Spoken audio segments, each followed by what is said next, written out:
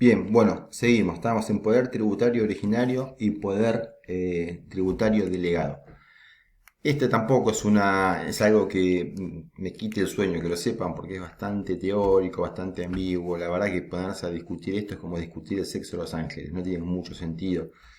¿Quién es el poder tributario? ¿Quién es el poder delegado? De hecho, no se ponen tampoco mucho de acuerdo. Hay una postura que dice que el derecho originario es el que tiene las provincias, porque lo tenían antes de la Constitución, y la nación, que es un poco los que recaudan, y que solamente el poder delegado lo tienen los municipios, porque claramente los municipios recaudan la función que las provincias le mencionan, ¿no? O sea, está la Constitución provincial que le delega a los municipios la potestad tributaria, por eso se habla de que acá hay un poder delegado, poder originario de las provincias que le delega a los municipios para que ellos mismos recauden dentro de sus propias jurisdicciones. Pero también existe acá, como ven, otra corriente doctrinaria que dice que en Argentina en realidad todos los órganos de gobierno tienen facultades tributarias de la misma naturaleza jurídica. No distingue grados y jerarquías, con lo cual la verdad que ponerse a discutir si es tributario o si es delegado no suma nada, no produce ningún beneficio saber si es originario o si es delegado, simplemente es una discusión semántica. No me interesa mucho. Sí me interesan las limitaciones al poder tributario. Esto es muy importante porque, como decimos, que si bien el Estado tiene un poder de imperio y un poder tributario para aplicar impuestos, esto tiene límites, porque no puede ser tampoco el poder en forma ilimitada porque se producen abusos. Básicamente existen dos límites al poder tributario. El primero, ¿cuáles son? Que ustedes ya vienen estudiando y lo vienen haciendo muy bien. Dentro de la Constitución Nacional, sí o sí se tienen que respetar los principios constitucionales. ¿Cuáles? Los de legalidad, los de equidad, proporcionalidad y no confiscatoriedad. Esto como dice acá, ya lo vimos también en la materia, han hecho trabajos todos muy buenos, han criticado en el sentido de criticar, en el sentido de someterlo a crítica, ¿no? Al impuesto a la riqueza, a someterlo a crítica en forma técnica, digo, no de criticarlo así vulgarmente. Y el segundo de las limitaciones que le ponen al poder tributario es el de la doble imposición. Ese que vamos a ver un poco más ahora, porque los principios ya los vimos. ¿Qué es la doble imposición? Acá lo define muy bien. Es cuando las mismas personas o bienes son grabados dos o más veces por análogo concepto, o sea, por un concepto igual, en el mismo periodo de tiempo por parte de dos o más sujetos activos, ¿no? Dos o más sujetos con poder tributario. El ejercicio simultáneo del poder de grabar se origina tanto en el interior del país de la nación, las provincias y los municipios, como en el orden internacional entre los distintos estados soberanos. ¿Qué quiere decir con esto? No puede haber una doble imposición. No puede ser que yo por el mismo periodo de tiempo, por el mismo bien o por el mismo hecho imponible, yo le tenga que pagar dos impuestos distintos a dos sujetos activos. ¿Sí? Y esos dos sujetos activos pueden ser dos provincias. Supongamos que tengo que pagar por el mismo impuesto, mismo periodo, mismo hecho imponible a dos provincias. En ese caso hay una doble imposición interna, porque tengo el problema dentro de dos provincias. En cambio, si me sucede exactamente lo mismo, pero no sé si pagarle a España o a Argentina, lo que tengo ahí es una doble imposición de orden internacional. ¿Sí? Hay dos estados soberanos que me quieren pagar, que me quieren hacer pagar impuestos por el mismo periodo, por el mismo hecho imponible, un impuesto análogo entre esos dos sujetos tributarios. Entonces ahí también hay una doble imposición que yo podría llegar a discutir para que no me apliquen dos impuestos iguales. ¿Sí? Entonces dentro de esto tenemos la doble imposición interna.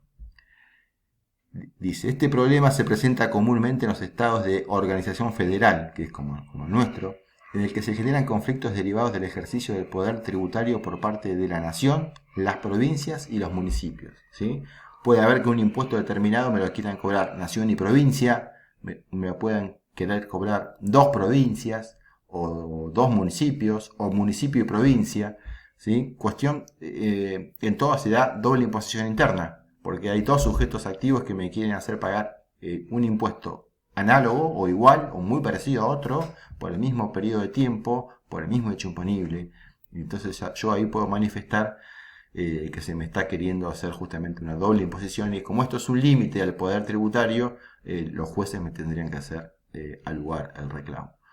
Entonces la doctrina ¿no? La doctrina, recuerden que es una fuente de derecho que está conformada por los especialistas, poder tributario, ha propuesto diferentes soluciones para resolver el problema de la doble imposición interna, las cuales tenemos separación de las fuentes de recursos. Vamos a leer la primera. Separación de las fuentes de recursos. Consiste en acordar, ponerse de acuerdo entre las diferentes jurisdicciones, o sea, entre las diferentes provincias, cuáles tributos va a recaudar cada uno. La verdad que sería un lío. Es decir, que no, la provincia de La Pampa va a recaudar impuesto inmobiliario nada más, de todo el país, y se lo va a quedar. No sé, la provincia de Buenos Aires va a recaudar el impuesto al automotor, ¿sí? Pero no lo puede recaudar ninguna de las otras provincias, porque si no también habría doble imposición.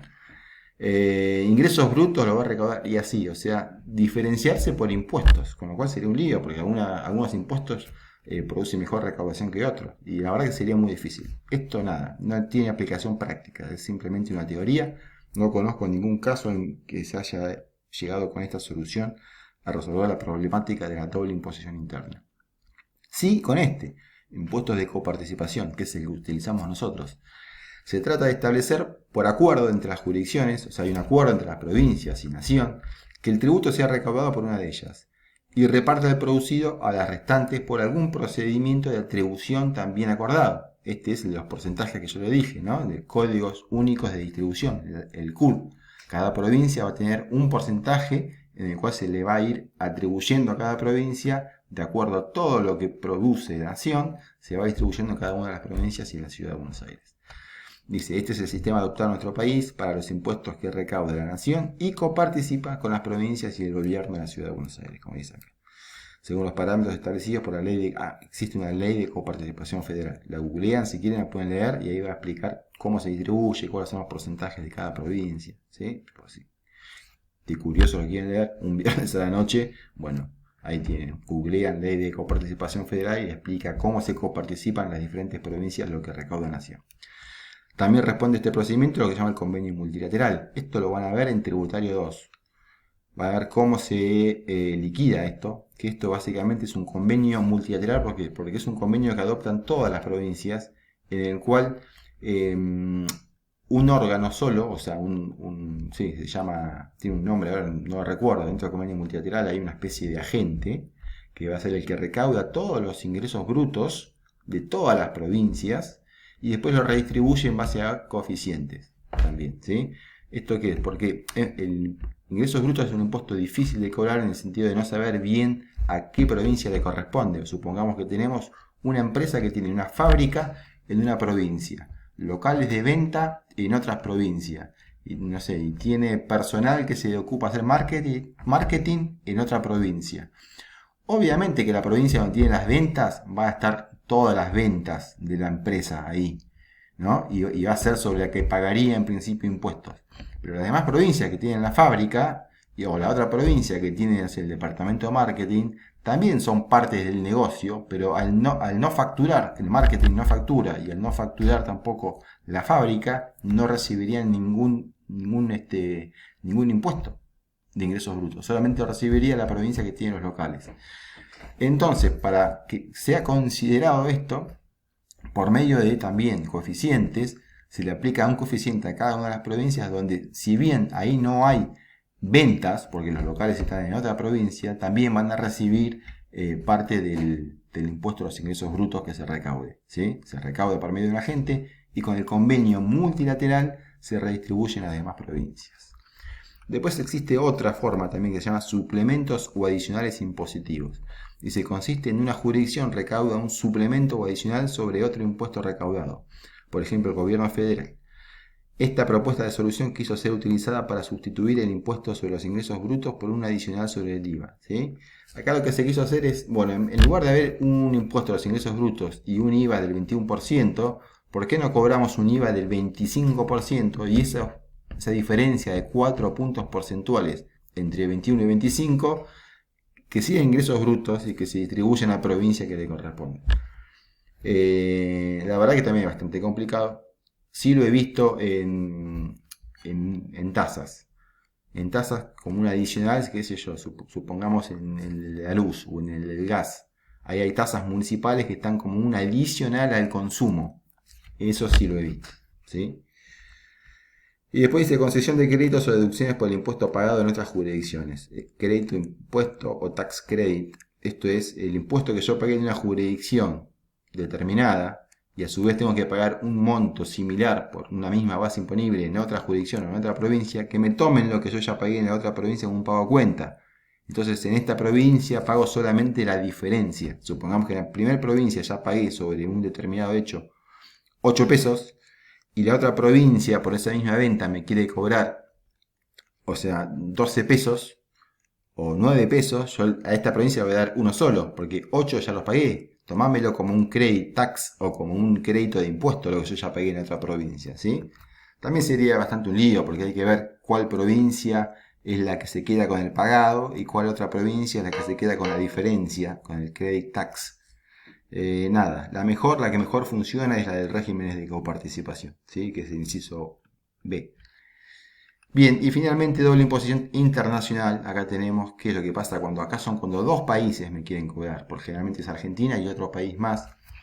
Y esto cómo se subsana mediante lo que son tratados binacionales entre Argentina y otras provincias. Donde se trata de definir es quién va a pagar impuestos, si el español que tiene un inmueble en Argentina va a pagar impuestos sobre acá o va a pagar impuestos en España. Cuestión, lo que tiene que haber es reciprocidad. Si un español que tiene un inmueble en Argentina paga bienes personales solamente en España, se tiene que dar la recíproca, o sea, tiene que haber reciprocidad. Un argentino que tiene un inmueble en España no va a pagar bienes personales en España, sino lo va a pagar acá. ¿Sí? O un español que tiene el bien acá, lo va a pagar acá y no lo va a pagar en España. Y el argentino que tiene un departamento en Ibiza, no va a pagar el impuesto de bienes personales en Argentina, sino que lo va a pagar en España. ¿Sí? O sea, eso tiene que haber reciprocidad, tiene que ser un espejo, para que no haya ni cosas que no tributen, ni cosas que tributen el doble. Entonces tiene que haber un espejo, y para eso tiene que haber acuerdos binacionales o tratados binacionales para evitar la doble imposición internacional, que es un poco lo que le explica acá. Y los últimos 2 minutos que me queda de esta parte, lo que más me importa acá, porque acá hace mucho énfasis en la FIP como sujetos activos, y yo lo que quiero hacer, básicamente, si bien la FIP es por ahí más importante, sujetos activos, como ya le dije, tenemos los tres fiscos, nación, provincia y municipios. Y como le dije, los organismos recaudadores son, a nivel nación, AFIP, que AFIP se divide en DGI, DGA y DGRSS, que DGI es Dirección General Impositiva, DGA es Dirección General de Aduanas y DGRS es la Dirección General de Recursos de la Seguridad Social, que tiene que ver todo aquello con ANSES, con jubilaciones. Sí, bueno, acá tienen después el esquema de cómo está la FIP, cómo está estructurado, aduanas, impositivos, recursos de la seguridad social. Esto después si quieren lo leen. No es tan importante, pero bueno, si lo quieren saber, acá tienen los cuadritos. Acá tienen cómo está la FIP, DGI, DGA, DGRSS, cuáles son las facultades. Esto TFN es el Tribunal Fiscal de la Nación, que está paralelo a FIP, o sea, digamos, controla un poco lo que hace el fisco. ¿Sí? Es una especie de justicia del fisco. Es como si fuese la parte judicial dentro de lo que es los organismos recaudadores. No es el poder judicial, pero sí es muy parecido. Son jueces, son salas, ¿sí? Pero no es el poder judicial, es el poder ejecutivo esto. Esto lo vamos a ver más adelante igual, bueno, lo que me gusta que quede claro acá, que la FIP es nación, ya lo expliqué antes, ARBA va a ser la provincia de Buenos Aires y la Agencia de Recaudación Municipal es el organismo recaudador dentro de la jurisdicción del partido de General Porredón. Bueno, con este video y con este material que les estoy dejando ahora, léanlo, estudienlo, cualquier duda que tengan me dicen y en la semana que viene también les voy a dejar algún práctico para que lo afiancen. Hasta ahora los prácticos que vengo dejando me vienen sorprendiendo gratamente, los vienen haciendo todos muy bien, así que creo que estamos bien. De todas maneras, si siempre, como siempre les digo, si tienen algún tipo de duda, por favor háganmela llegar. Por ahí por un audio de WhatsApp es lo más rápido y por ahí donde es más fácil, porque tienen la posibilidad de exteriorizarse y de contar bien cuál es su duda. Bueno, gente, que tengan un buen viernes, que cierren muy bien la semana, nos vemos pronto.